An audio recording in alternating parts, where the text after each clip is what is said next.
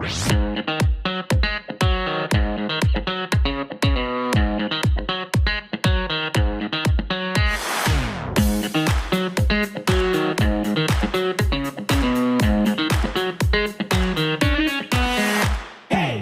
Sobat Podcast, kembali lagi dengan kita di NRCN Podcast, ruang ngobrol santai tapi penuh insight seputar komunikasi, pengembangan diri, dan profesional. Bener banget Ray, di NRCN Podcast ini kita bakal ngebahas topik-topik yang deket banget dengan kehidupan mahasiswa, tapi juga relevan buat bekal di masa depan. Nah, di episode kali ini kita akan ngebahas satu skill yang sering dianggap sepele tapi ternyata berkualitas banget saat masuk dunia kerja. Apa itu, Cika? Yap, kita akan ngobrol tentang public speaking sebagai modal utama mahasiswa menghadapi dunia kerja. Bukan cuma buat tampil di depan umum, tapi juga buat presentasi, wawancara kerja, sampai membangun kepercayaan diri. Dan tentunya kita nggak sendirian. Kita juga sudah mendatangkan narasumber yang kompeten dan berpengalaman dalam dunia public speaking. Penasaran kan? Jangan kemana-mana, tetap dengan NRCN Podcast sampai selesai ya. Langsung saja Sobat Podcast, kita kenalin dulu narasumber kita hari ini. Halo, kenalin saya Ivan Prapancawardana. Saya Pranata Humas di Universitas Veteran Bangun Nusantara. Nah, selain menjadi staf Humas Universitas Veteran Bangun Nusantara, Mas Ivan juga pernah mengikuti kursus Public Speaking and Presentations dan juga seorang pambiwara Karaton Surakarta. Wah, lengkap banget ya pengalaman Mas Ivan ini. Selamat datang di NRCN Podcast. Mas Ivan, apa kabar? Halo semuanya, kabarnya baik. Terima kasih udah diundang ke NRCN Podcast. Thank you. Mas Ivan sekarang kan aktif sebagai staf Humas di Universitas Veteran Bangun Nusantara. Nah, biasanya nih Mas, kalau kita dengar kata Humas kampus, banyak mahasiswa tuh yang mikirnya cuma kayak soal dokumentasi atau posting media sosial ya Kak? Iya, padahal peran di Humas itu luas dan banyak ya Mas ya? Iya, sebenarnya kalau kita lihat memang benar yang sering teman-teman lihat itu kan ya, Humas ya kerjanya cuma dokumentasi, foto-foto kegiatan yang ada di kampus, kemudian posting lah di media sosial. Sebenarnya kita ada banyak tugas juga, salah satunya adalah branding kampus. Bagaimana Humas dapat membawa universitas mendapatkan citra yang positif. Nah, citra yang positif itu memang didapatkan dari salah satunya adalah bagaimana kita memposting di media sosial. Kemudian bagaimana kita mengelola berita yang baik yang ada di dalam universitas itu sendiri. Begitu teman-teman. Nah, Mas Ivan boleh diceritakan sedikit bagaimana awal mula perjalanan Mas Ivan tuh sampai bisa berkarir sebagai staf Humas di Univet Bantara? Oke, jadi awalnya aku adalah volunteer dulu waktu itu ketika aku masih mahasiswa, itu di tahun 2016-2017. Itu di Univet Bantara ada volunteer untuk PMB, penerimaan mahasiswa baru, di mana mahasiswa banyak dijaring untuk sebagai branding kampus atau ikut ketika expo. Nah, dimulai dari situ aku kita belajar ya, namanya belajar public speaking juga, bagaimana kita membranding kampus. Oh, ini loh Univet Bantara, keunggulan kita ini dan sebagainya. Nah, dimulai dari situ, setelah aku lulus, kemudian di Univet sendiri ada rekrutmen, di mana salah satu penempatannya adalah di Humas itu sendiri. Karena pada waktu mahasiswa saya sudah punya pengalaman menjadi salah satu volunteer PMB di kegiatan promosi, maka itu menjadi salah satu portofolio saya untuk ditempatkan di Humas. Salah satunya pada waktu itu Humas juga handle tentang bagaimana promosi, tentang bagaimana branding kampus, seperti itu. Jadi apakah latar belakang dari pendidikan Mas Ivan ini juga berpengaruh dalam pekerjaan Mas Ivan? Sebenarnya kalau pendidikan, karena saya backgroundnya dari pendidikan, sedangkan yang saya geluti saat ini adalah ilmu komunikasi, ada beberapa yang matching. Salah satunya adalah memang kalau di pendidikan kan kita memang didesain untuk menjadi seorang guru ya harus bisa berkomunikasi dengan betul. siswa, Iya. walaupun siswanya susah, siswanya sure ya kita harus bagaimana bisa berkomunikasi dengan baik. Nah, dari modal awal di situ saya juga ikut kursus juga, ikut pelatihan, public speaking, kemudian sertifikasi dan sebagainya. Nah, dari situ bisa dibilang kalau saya menempuh pendidikan ini sebagai background saja, kemudian untuk ilmu-ilmu yang mendukung saya untuk ilmu komunikasi itu secara otodidak seperti itu. Nah, berarti bisa dibilang kemampuan komunikasi dan public speaking itu memang nggak bisa dilepaskan dari dunia kerja, salah satunya di kehumasan ya, Mas? Benar banget. Jadi salah satu posisi yang penting, sangat krusial tentang public speaking itu ada di humas. Karena bagaimana kita bisa mengelola public speaking, bagaimana bisa mengelola informasi yang ada di kampus untuk dapat menjadi konsumsi di masyarakat, itu kan memang membutuhkan skill-skill public speaking yang baik. Kalau tidak, bagaimana berita baik yang ada di kampus bisa tersampaikan ke masyarakat dengan benar gitu loh kan. Memang jadi public speaking itu sangat penting seperti itu. Tadi kan disinggung juga kalau Mas Ivan pernah mengikuti kursus public speaking.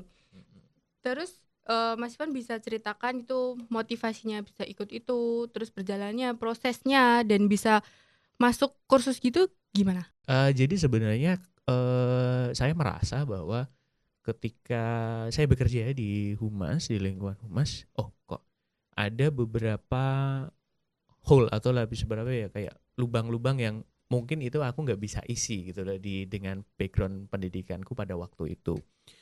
Karena itu akhirnya aku yang pertama itu ikut komunitas dulu, itu Persatuan Hubungan Masyarakat Indonesia atau Perhumas Republik Indonesia.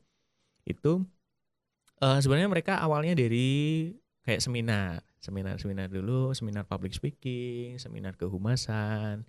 Memang ada rutin kalau ikut komunitas seperti itu. Lanjut dari komunitas sendiri menyarankan, Kak coba ikut akreditasi atau ikut pelatihan yang diselenggarakan oleh Perhumas. Lumayan Kak, bisa menambah ilmu untuk tentang kehumasan. Nah dari situ saya join, kebetulan kemudian karena saya sudah di humas sendiri itu sekitar hampir 5 tahun, saya diberikan kesempatan oleh pengurus untuk ikut akreditasi profesi, untuk menjadi akreditasi profesi seorang humas. Walaupun pada awalnya sebenarnya diragukan pada waktu itu, loh Mas, ini dari background pendidikan saja, pendidikan, S1-nya pendidikan, S2-nya juga pendidikan juga. Bagaimana kita bisa yakin bahwa Mas adalah seorang humas yang baik? Kebetulan kami ditempatkan di sini karena kompetensi 1, 2, 3 yang saya sebutkan tadi. Terus saya juga sudah hampir 5 tahun di sini Bu, yang di humas juga. Kemudian kompetensi tadi saya yang sebutkan kompetensinya tadi ada ini saya sudah ikut kursus ini Bu, sudah ini. Oh ya, akhirnya lulus juga untuk kompetensinya gitu. Jadi tadi Mas Ivan kan sempat nyebutin juga kalau pas daftar sertifikasi profesi kehumasan tuh diragukan. Nah, waktu itu apa sih perasaannya Mas Ivan pas diragukan gitu? Kalau perasaan sih bener kacau sih. Aku pada waktu itu sebenarnya proses seleksi itu udah mau selesai. Jadi udah assessment, tinggal wawancara aja. Nah, di wawancara itu aku diberi kesempatan kalau nanti bisa melengkapi nanti lulus, kalau nggak bisa melengkapi aku nggak lulus. Jadi pada prosesnya cukup panjang, itu kira-kira hampir 1 bulan untuk proses sertifikasi profesi tersebut. Jadi waktu itu Dewan Penguji udah clear, jadi nilaiku untuk ujian udah selesai, udah bagus, udah memenuhi syarat.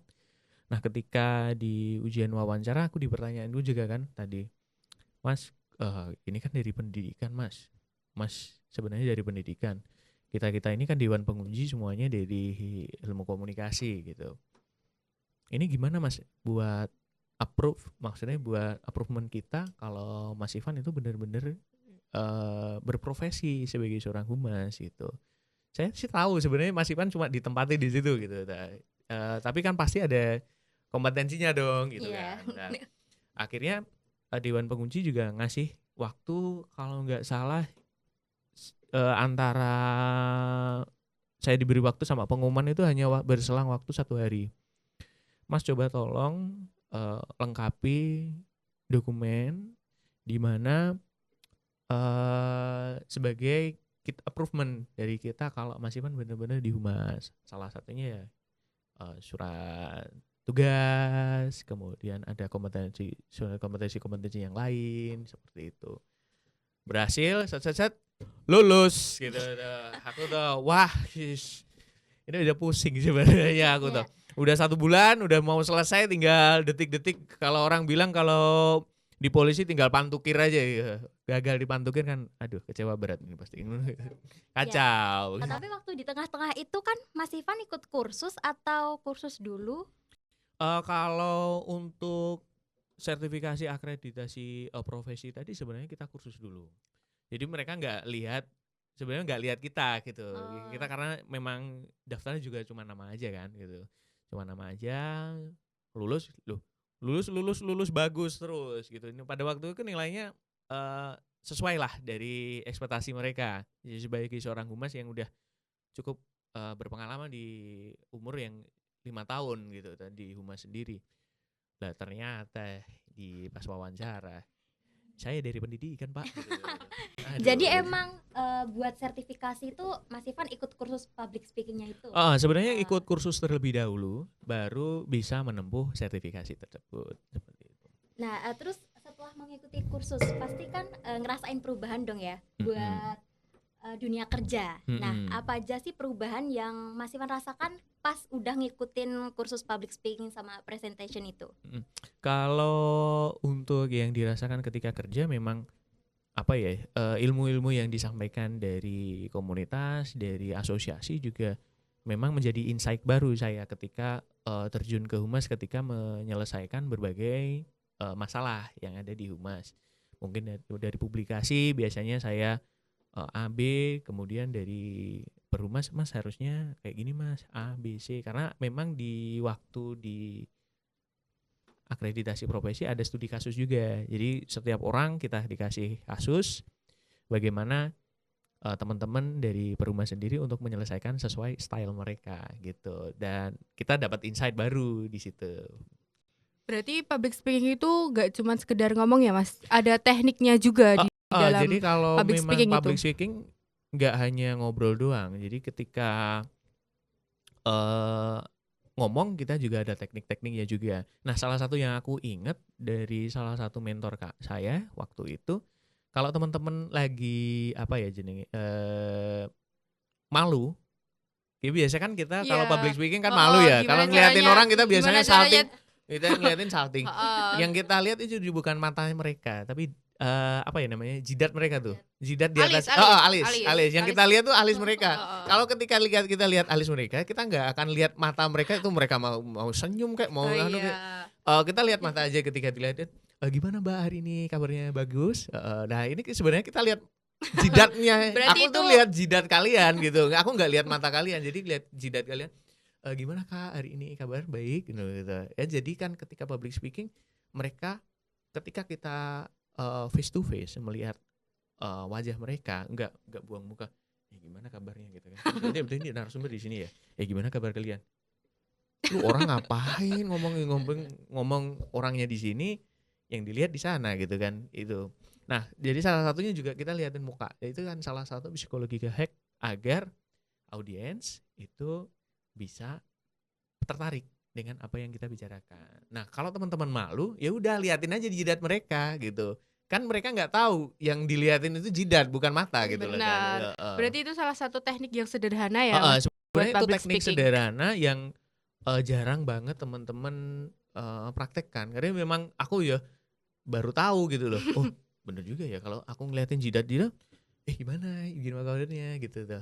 Oh iya dia nggak sadar, tapi aku sadar, aku nggak jadi salting ketika liatin itu orang gitu loh gitu. Soalnya kalau natap mata kan terus langsung kikuk salting gitu loh Mas. Langsung. Kadang kayak malu, habis itu buyar deh. Buyar, kan ada lagunya juga dari Gimana mata jatuh ke hati gitu. Gitu. Nyanyikan sedikit dong. Nggak bisa nyanyi kakak. Oke Mas, jadi tadi tuh kan banyak banget pengalaman-pengalaman Mas Ivan tentang public speaking. Nah, tapi ini yang cukup unik dan menarik nih. Jadi Mas Ivan tuh juga merupakan Pambiworo Keraton Surakarta. Nah itu bisa diceritain nggak sih gimana proses awalnya sampai kok bisa jadi Pambiworo di Keraton Surakarta? Ya, Pambiworo itu kan sebenarnya salah satu skill public speaking, cuman dia berbahasa Jawa kan ya teman-teman ya. Iya. Nah, awalnya itu sebenarnya kok saya pengen cuma untuk mendalami tentang Pambiworo karena di kampung saya sendiri itu saya biasa jadi protokoler MC Oh, Jawa. berarti Mas Ivan sudah banyak pengalaman itu ya ada. Enggak banyak pengalaman juga Tapi sih sebenarnya. ada. Cuman lebih sering kepepet untuk jadi MC bahasa Jawa di desa. Oh, Karena memang skill issue nih ya, asik, skill skill issue. issue. Kaum Gen Z ke belakang ini berbahasa Jawanya agak kurang agak ya. kurang Agak gitu kurang lah sebenarnya kan. kita emang. Nah, akhirnya aku nyoba cari info-info di keraton karena biasanya mereka open untuk kaum muda untuk bisa masuk pelatihan. Salah satunya adalah pelatihan Pambiworo.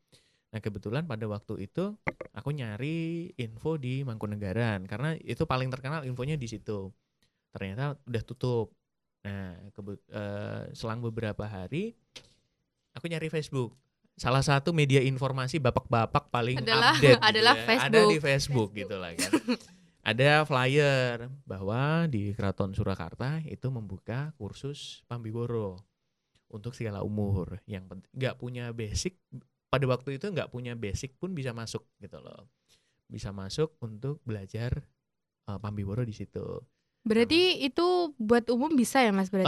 Kalau secara umum boleh Boleh. pada waktu itu ya, pada Pada waktu waktu itu. itu. Karena kalau sekarang kalau nggak salah infonya ada tes seleksi lagi. Oh, Jadi masuk pendidikan Pambiworo itu ada tes seleksi. Tapi pada waktu aku di angkatan ke-40 itu nggak ada tes seleksi. Jadi malah seleksinya seleksi alam gitu loh. seleksinya Seleksi alam. Jadi Seleksi pada alam waktu ya, Pak? seleksi Bener. alam. Serius. Jadi pada waktu itu satu angkatan di Babaran. Jadi Babaran itu angkatan. Jadi Babaran mereka itu apa Mas? nyebutnya angkatan. Oh, Mereka nyebutnya Babaran 40 itu lulusan ke-40 gitu. Di angkatan ke-40 itu kalau nggak salah siswanya ada 60. Kok 60? Ada 90 siswa. 90 siswa, ada cowok, ada cewek juga. Ketika lulus tinggal 40. dan kebetulan Mas Ivan Salah salah satu satunya dari 40 itu ya? Dari salah satu dari 40 itu. Kan itu udah seleksi alam gitu. Iya loh, ya kan. betul. Kursusnya kalau nggak salah di hari seingat saya di hari Rabu Senin sama Kamis gitu. Senin sama Kamis Itu selama selama 6 bulan. 6 Setengah 6 bulan. Kita kursus di situ selama 6 bulan dari hari Senin sama Kamis. dan dari proses tersebut nih, Mm-mm. Mas Ivan apakah benar Mas Ivan mendapat gelar sebagai Raden Tumenggung Ivan Prapanca Wayadipura? Apakah itu benar ya Mas? Oke. Oh ya, yang benar Raden Tumenggung Ivan Prapanca Widyo Dipuro ya. Widya.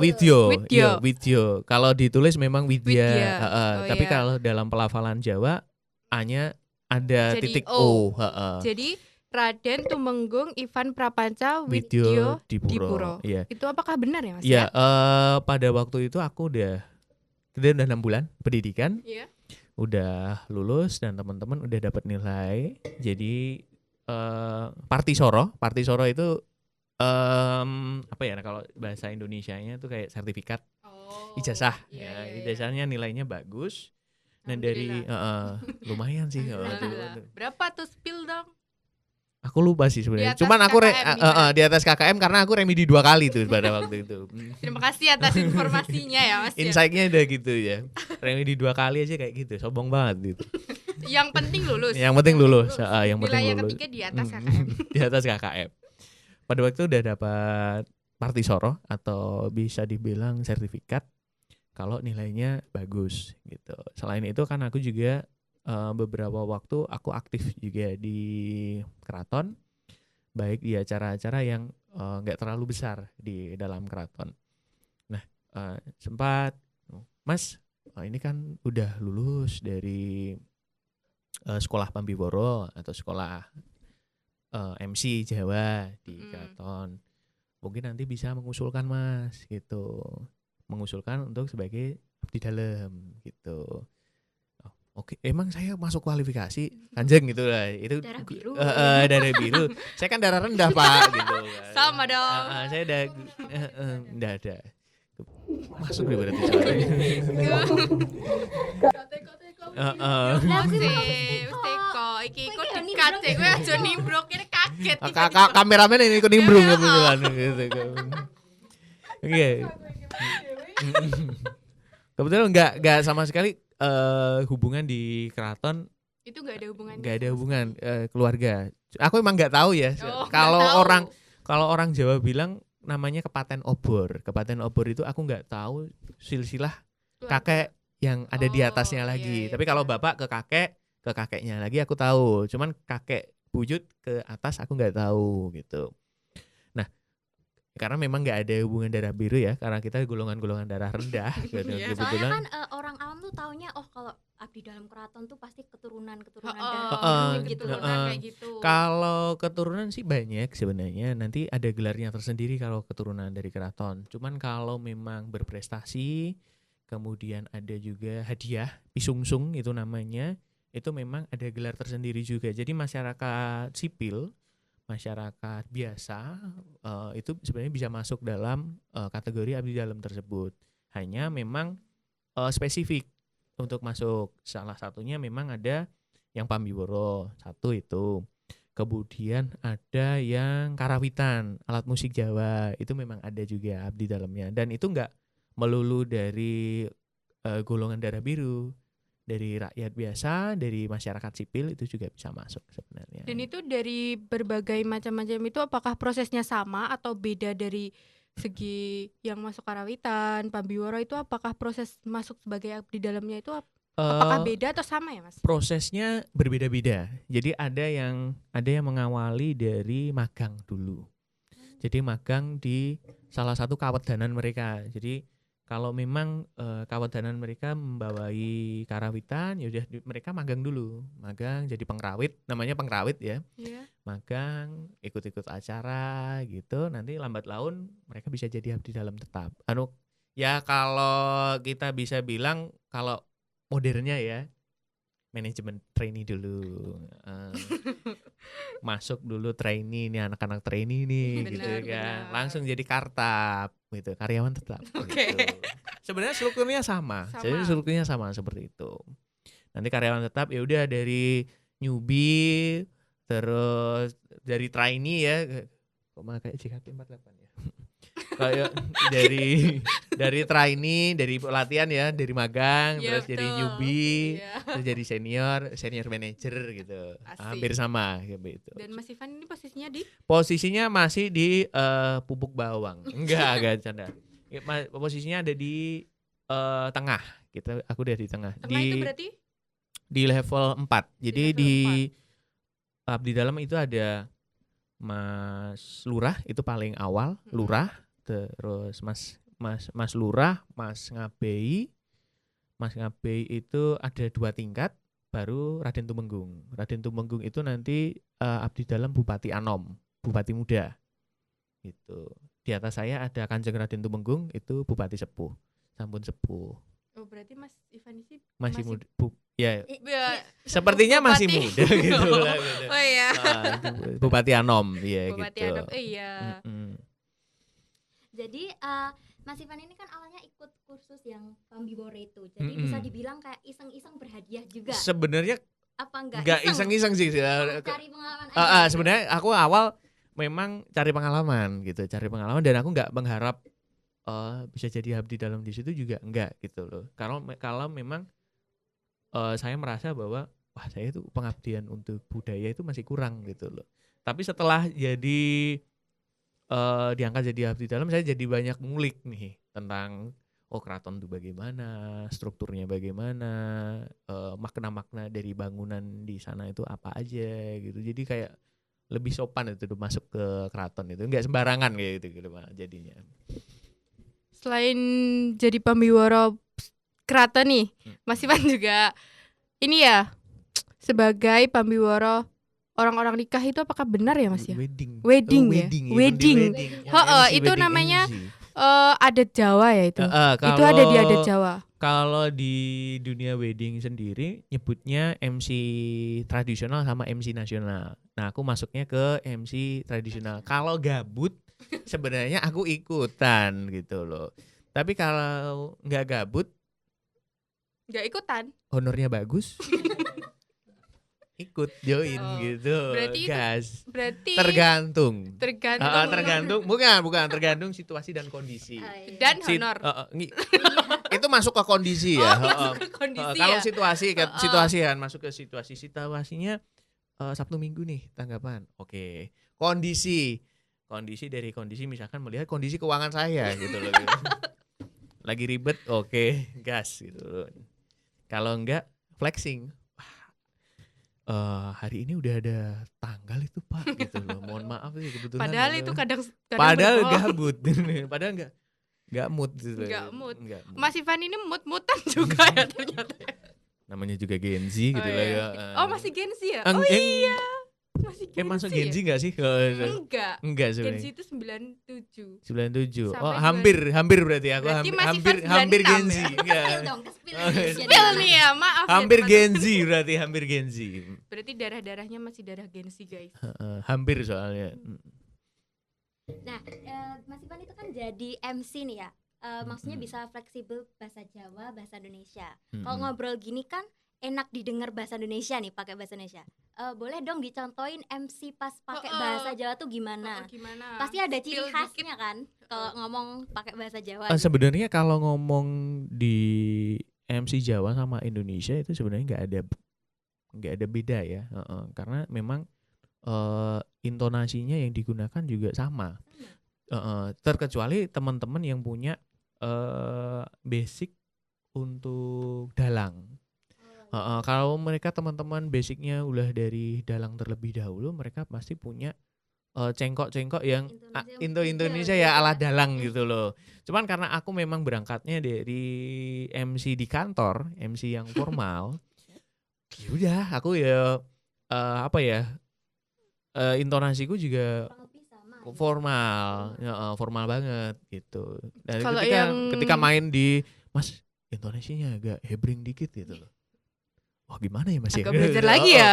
Soalnya bahasa yang aku setting juga bahasanya juga formal semua Mas. Karena memang klien yang sering aku dapat itu mereka pengen sesuatu yang benar-benar formal.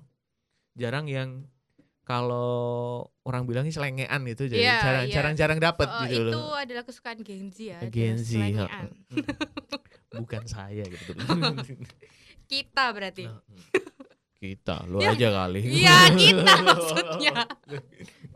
Oke, contohnya tadi mana Mas? Oh iya, Mas. Contohnya ya. Contohnya. Kita mau Oke. mendengarkan Mas Ivan versi MC bahasa Jawa. Oke. Di acara Ini wedding ada, ya. Ada sedikit ya. dengerin guys. Sebentar. Nyuwun kawi katosanipun tata cara badhe kawiwitan. Nah, itu kalau teman-teman mau announce acara sudah mau dimulai gitu. Nah, ini pembukaan. Ini pembukaannya mana tadi ya? Ya, Nah, ini dia. nggak tahu. Kula nuwun mugi kawulujengan sih nugrahaning Gusti ingkang Maha Agung tansah kapedharna dumateng panjenengan sedaya lan kula. Nah, itu pembukaan di mana kita mau izin dulu sama yang punya kerja. Kemudian juga berdoa sama Tuhan Yang Maha Esa agar acara itu kayak lancar gitu loh. Nah, ini baru kita masuk di mana para binisepuh para sesepuh ingkang dahat pinektenan.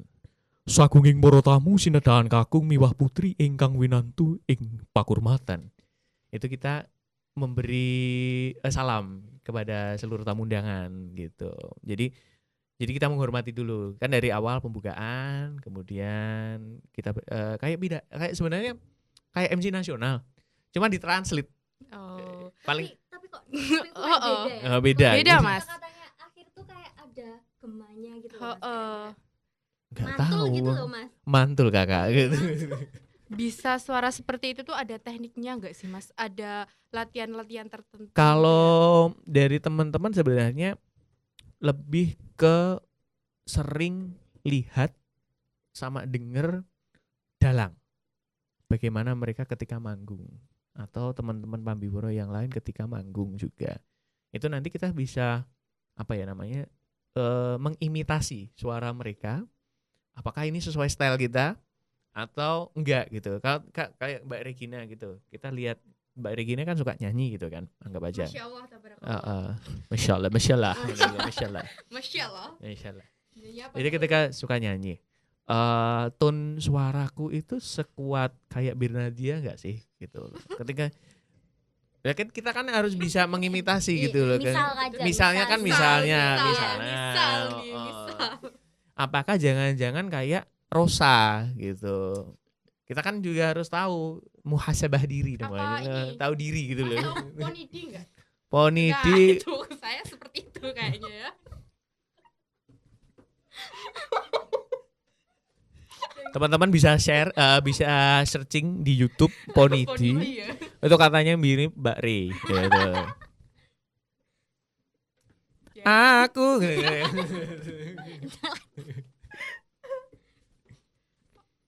Hilang gigi. Nulai. Tekan Ponidi bareng.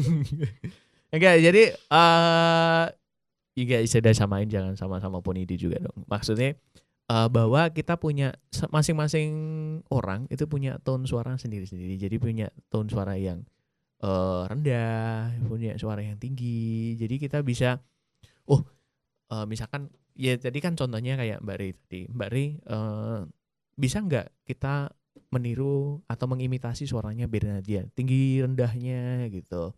Oh ternyata nggak bisa. Mbak Ri ternyata punya suara tonnya yang lebih tinggi lagi gitu. Kita cari penyanyi, anggap aja kan Liodra. Liudra, suaranya Masya ternyata Allah. bisa nih Mbak Re ikuti atau Mbak Cika ikuti suaranya gitu. Nah kita sebenarnya lebih ke imitasi itu. Jadi konteksnya kalau di MC kita mengimitasi bagaimana suaranya teman-teman MC lain atau dalang-dalang yang udah senior gitu. Lah mereka tuh punya cengkok-cengkok yang sebenarnya bisa kita tiru atau enggak gitu. Oh misalnya Ki ini gitu. Oh suaranya tuh tinggi gitu. Bisa nggak sih kita imitasi tuh bahasanya gitu. Oh ternyata enak, lebih enak daripada bahasanya si ini, lebih mudah kita imitasi gitu. Nah itu bagus. Mungkin itu sih sebenarnya kalau Nah, jadi, kalau Mas Ivan sendiri tuh lebih sering denger dari dalang siapa ya? Maksudnya Mas Ivan itu meniru atau suaranya itu kayak spesifik lebih sering lihat ke belajar ke dalang siapa? kalau aku sendiri untuk pribadi sendiri sebenarnya aku nggak bisa niru dalang karena suaranya itu mereka pasti dari tinggi dari rendah dulu langsung ke tinggi. Tinggi. Dan itu apa ya? Susah ya? Bagi-bagi saya pengkonsumsi bakwan dan es teh gitu loh. Agak Agak melengking ya, melengking Centit dikit susah, banget. langsung habis suara gitu. Langsung gitu kan, kayak kecekek gitu kan biasanya. Nah, aku akhirnya waktu itu karena saya muhasabah diri untuk tidak menggunakan suara-suara yang seperti itu ya kan. Jadi saya sadar diri gitu loh. Jadi nggak pernah mengalami. Jadi nggak pernah mengalami. Nah, Alhamdulillah. yang pentingnya itu kan makanya penting untuk teman-teman public speaking paham batasan-batasan teman-teman, bagaimana suaranya, bagaimana olah vokal gitu. Sebenarnya olah vokal sebenarnya bisa meningkatkan nada kita. Cuman karena saya hobi mager, malas gerak. Hobi mager. Hobi itu hobinya mager gitu Iya. kan jauh. Hobi Tidak jauh mager. berbeda Iya, berarti. jauh berbeda. Tidak jauh. Jadi makanya olah vokal jadi kurang bagus. Cuma nanti bisa teman-teman kalau pengen vokalnya bagus ada beberapa tips. Satunya hindari gorengan dulu. Hindari Padahal gorengan. gorengan adalah Enak. makanan wajib ya. Wajib. Wajib. Kalau Wajib. side dish paling Betul. wajib di Adalah Indonesia. bakwan. Wah, itu kemudian enggak minum es teh. Enggak minum es teh. Pokok minuman dingin. Es teh tawar? Enggak, jadi Pokoknya es gak boleh. Es enggak jadi kalau pengen suaranya bagus itu boleh. Aku hindari tahu, Mas. minuman yang dingin. Katanya kalau suaranya mau bagus itu makan kencur enggak? Heeh, Itu boleh. betul. Itu benar Kalau ya? kuat. Kalau kalau kuat. Kalau seneng sama rasanya gitu loh. Kalau Aku gak suka sama Mas Ivan? Gak suka Nggak sama suka. suara. Aku gak terlalu suka sih. Makanya ya memang Tapi pernah disuruh makan. disuruh pasti. Jadi kalau misalkan teman-teman kalau ke keraton, Mas besok ada acara ini, tet gitu. Jangan lupa prepare. Kencur dulu Mas, kencur dulu. Itu sekali makan berapa ya Mas? Kalau sekali makan nggak tahu juga, cuman memang lebih ke sesuai aja sama kita. Biasanya Mas Ivan berapa? 1 gelas Oh. beras kencur, tapi nggak pakai beras sih, kencur. Ya udah, kencurnya itu Berarti diperas dulu gitu. boleh diperes, boleh langsung dimakan. Iya. Kalau teman-teman langsung, Langsung. jadi kalau bener-bener setahuku langsung. Ya. Heeh, heeh. Kalau Mas Ivan harus pakai air dulu. Mm-mm. Karena nggak bisa langsung. Nggak bisa. Nggak, maksudnya langsung itu kencur dikupas, Langsung Terus dikunyah. langsung Iya, dikunyah. dikunyah. Jadi nggak langsung kencur baru beli di Iya, pasar langsung enggak dong. enggak Keracunan dong. Enggak, Tanahnya enggak masuk gitu. semua dong. Oke Mas, balik lagi ke topik yang Pambiworo tadi nih. Nah, pengalaman Mas Ivan sebagai Pambiworo ini tuh sejauh mana sih bisa membentuk karakter dan kemampuan public speaking dari Mas Ivan? Jadi misal upgrade enggak gitu pas setelah ikut pengalaman Pambiworo ini jadi Pambiworo Keraton. Jadi sebenarnya kalau jadi Pambiworo dari teman-teman sekalian itu malah kita bisa lebih handling sesuatu yang enggak bisa dibilang sesuatu yang enggak kita ada tiba-tiba nggak biasa gitu. Iya. Harusnya yang kita kalau MC di kantor kan acara tuh kan runtut ya. Iya. A, B, C, D dan berjalan sesuai dengan apa yang kita Rundown-nya lah. rundown lah Iya. ya, berjalan dengan rundown. Kalau dari Pambiworo kadang apa yang kita punya rundown, apa yang kita udah susun kadang berubah. Karena adat yang kita bawa di dalam keraton, karena memang kan di keraton punya standar atau adat ya. Ada yang namanya istilah di Jawa, di luar sana itu adat juga mereka punya adat sendiri. Jadi apabila kadang kalau di keraton tuh A, B, C, D Pak gitu ya. Jadi habis ketemu manten itu harus sungkem dulu gitu. Anggap aja kayak gitu ya. Iya. Tapi enggak, Gari habis ketemu manten nanti kita ada acara ini Mas, ada acara harus keliling dulu ke mana, keliling rumah dulu, harus keliling dulu. Nah kita sebagai Pambiworo jadi harus, oke siap Mbak, kita harus jadi lebih mudah beradaptasi dengan audiens yang ada di luar gitu loh. Bisa dibilang apa ya, Pambiworo tuh kayak harus paham bagaimana budaya-budaya yang ada di luar sana. Pengaruhnya kepada kita di public speaking itu kita bisa handling sesuatu hal-hal yang di luar apa yang kita ekspektasikan. Oh, ekspektasi kita tuh ABCD kita runtut. Jadi kita harus langsung tiba-tiba harus switch langsung set. Jago nih gitu. Oh, Jadi emang harus pinter-pinter berimprovisasi lah. Nah, benar ya. banget. Iya. Jadi kalau memang kita tuh harus lebih banyak improve ketika kita punya skill itu. Jadi biar nggak skill issue terus gitu nggak bisa improve. issue nggak tuh? Skill issue.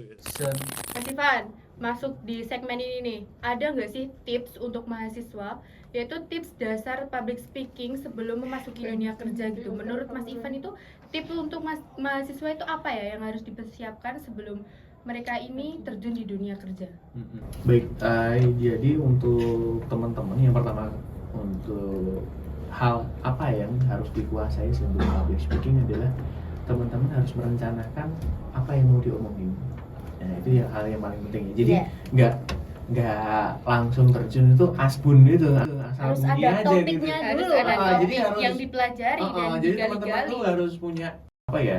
Aku tuh nanti ngobrol sama, misalkan ya kita ketemu sama direktur atau ketemu sama teman yang bakalan kita ajak kerja gitu kan. Ngobrolnya juga harus terstruktur. Ya say hello dulu lah gitu lah, pembukaan dulu, kemudian kita ada pembukaan, isi penutup. Tapi semua sama sebenarnya, public speaking tuh sebenarnya kayak gitu. Public speaking pertama, halo Kak, ya gimana tuh kabarnya Kak? Coba Kiki apalah gitu lah, ya nanyain kabar dan sebagainya. Itu kan struktur dulu. Baru masuk ke isi. Pak, gini Pak, kita ada project gitu. Kita bikin podcast Pak. Nah kita tuh kebetulan kurang nih Pak, kurang ada yang sponsori gitu. Terus kita tawarin baru penutup. Nah itu setelah kita punya struktur, yang kedua adalah kita nggak punya malu sebenarnya. Jadi nggak, maksudnya bukan malu-maluin, bukan yang malu-maluin, gimana tapi ya. sifat ingah-ingih gitu kan. Tapi Sifat pede malu gitu harus ya. tetap pede. Mm-mm. Nah bagaimana pede? Sebenarnya teman-teman yang bikin nggak pede itu apa? Gitu. Pede pas menghadapi klien atau bagaimana? Nggak pede dengan diri sendiri. Atau sih nggak lebih pede dengan diri tepatnya. sendiri kan? Mm-mm. Nah sebenarnya nggak pede itu gimana gitu ya? Kita harus atasi dulu sebenarnya dari malu itu. Insecure. Iya. Itu adalah Jadi teman-teman jangan mudah insecure, jangan kayak Mbak Rey ya gitu. Ini bukan introvert level 99 tapi tolong lagi. Enggak. Bercanda. lanjut lagi di jawaban Mas Ivan, tip and triknya. Kembali lagi, yang mana teman-teman itu jangan harus pede dulu. Jadi Betul, harus pede dulu ya. Jadi salah satu tipsnya ketika hadapi orang yang ya kalau nggak kuat lihat matanya, kita lihat aja jidatnya, lihat alisnya. Atau jidatnya. Nah, yang kita lihat tuh sini jidat, yang kita lihat jidatnya. Itu salah satu sedikit tips biar teman-teman mengatasi rasa malu atau nggak pede ketika menghadapi audiens yang banyak. Sebenarnya banyak yang grogi ketika ngobrol, ya udah pegang sesuatu. Biasanya kalau kita pegang sesuatu kan kita jadi nggak bingung, pegang HP betul. atau pegang pulpen. Gestur-gestur tangan juga jadi hal-hal yang mendukung bahwa untuk menghilangkan kita untuk grogi kita juga. Sebenarnya salah satunya itu. Dan yang terakhir kalau menurut saya selain kita punya planning, kita nggak grogi atau pede, yang terakhir adalah lali loh tadi. Latihan. Apa yang terakhir? Yang terakhir itu Latihan. adalah latihan juga.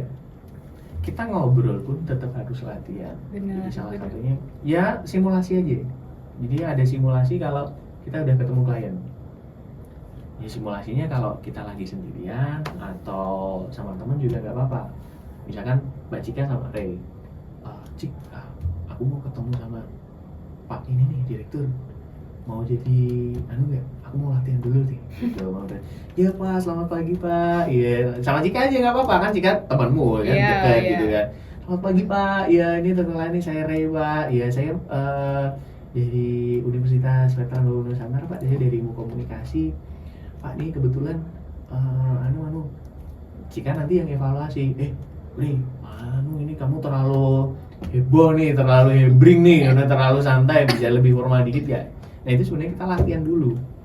Latihannya bisa latihan ngobrol sendiri Atau ajak teman. atau ajak buat teman. jadi Kalau teman-teman nggak ngerasa kalau ngobrol sendiri kok kayak orang yang nggak anomali gitu ya, salah satu anomali gitu. itu solusinya ngajak Ngajak teman. teman. Oke. Gitu. Oke, langsung aja. Oke. Bisa. Jadi intinya emang tips dan triknya itu yang pertama harus punya planning dulu, topiknya kayak gimana. Iya. Yang kedua percaya diri. Mm-mm. Yang ketiga latihan konsisten dan berani mencoba juga. Iya, Kalau benar. cuma gitu doang nggak berani mencoba kan ya sama aja ya. Sama Dan yang aja. terakhir Sama aja. adalah membangun kepercayaan diri ya. Iya, tadi Itu. udah nomor 2 tadi. Oh iya kah? Tadi udah nomor 2 untuk membangun kepercayaan diri. Jadi udah dari planning dulu. Berarti ini terlalu percaya diri, Pak. Ini nggak apa-apa. Kita urut aja, kita percaya diri dulu aja juga Iya, nggak apa-apa gitu. betul, Percaya betul. diri dulu, baru kita planning, nggak asbun biar nggak asbun. Nomor 3 kita baru latihan. Oke. Itu juga bisa gitu. Terima kasih banyak untuk Mas Ivan Prapancawardana atas insight dan pengalaman luar biasanya hari ini, khususnya buat public speaking. Iya sama-sama. Nah, seperti inilah sosok Mas Iya. Ivan. Oke, udah terima kasih buat teman-teman udah diundang ke studio dan semoga ilmu yang saya bagikan semoga bermanfaat buat teman-teman semuanya. Insyaallah. Amin. Masya Allah. Sobat Podcast, nggak terasa obrolan kita hari ini sudah sampai di penghujung episode. Nah, dari perbincangan tadi, kita bisa simpulkan bahwa public speaking bukan sekedar kemampuan tambahan, tapi sudah menjadi modal utama mahasiswa dalam menghadapi dunia kerja. Mulai dari dunia humas, presentasi profesional, hingga peran budaya seperti pambiworo, semua membutuhkan kemampuan komunikasi yang baik. Sebelum benar-benar kita tutup episode kali ini, ada satu hal yang rasanya penting banget buat kita sampaikan kepada teman-teman Sobat Podcast. Apa itu, Cika? Nah, lewat obrolan hari ini, kita jadi tahu kalau di Universitas Veteran Bangun Nusantara Sukoharjo ternyata ada sosok yang gak cuma aktif di balik layar sebagai humas, tapi juga punya bakat dan kompetensi public speaking yang luar biasa. Mulai dari dunia kehumasan, pelatihan public speaking, sampai perannya sebagai Pambiworo Keraton Surakarta. Semuanya menunjukkan bahwa kemampuan berbicara itu bisa dibentuk, diasah, dan membawa dampak yang nyata.